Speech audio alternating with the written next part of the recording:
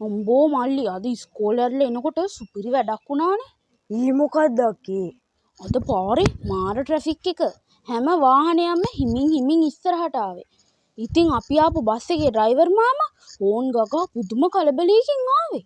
ඉතින් අක්කේ ඉතින් ඊට පස්සේ එයා හෝන් ගගා ආරෙහි ගිහින් මෙහෙ ගිහින් ඉස්සරහා තිබ්බ බයික් එකකත් හප්පන්න ගියා.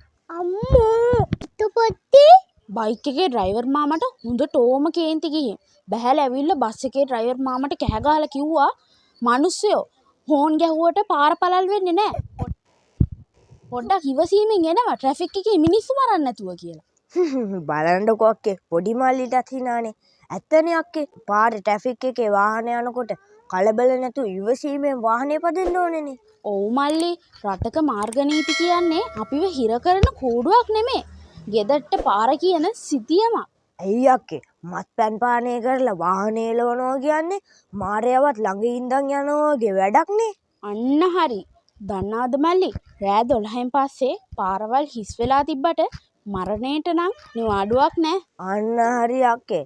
ඇයි තව එකක් මම දන්නවා හොඳට වාහනේ එලවන්න කියන මානෙන් ඔළුවේ ඉදිමුණාට මාර්ග නීති කඩ කරගෙන අනතුරු වලට අතවන රියදුරෙක්ගෙන් කිසිම වැඩක් නැහැ.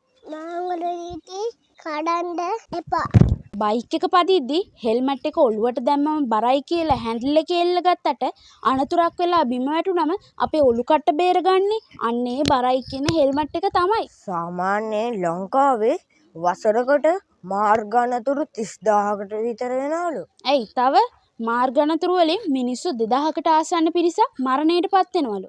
පේනවනේ ඉතින් අපි රියදුරෙක් හැටියට කොච්චරනම් ඉවසීමෙන් වගකීමෙන් වැඩ කරන්න ඕනද කියලා.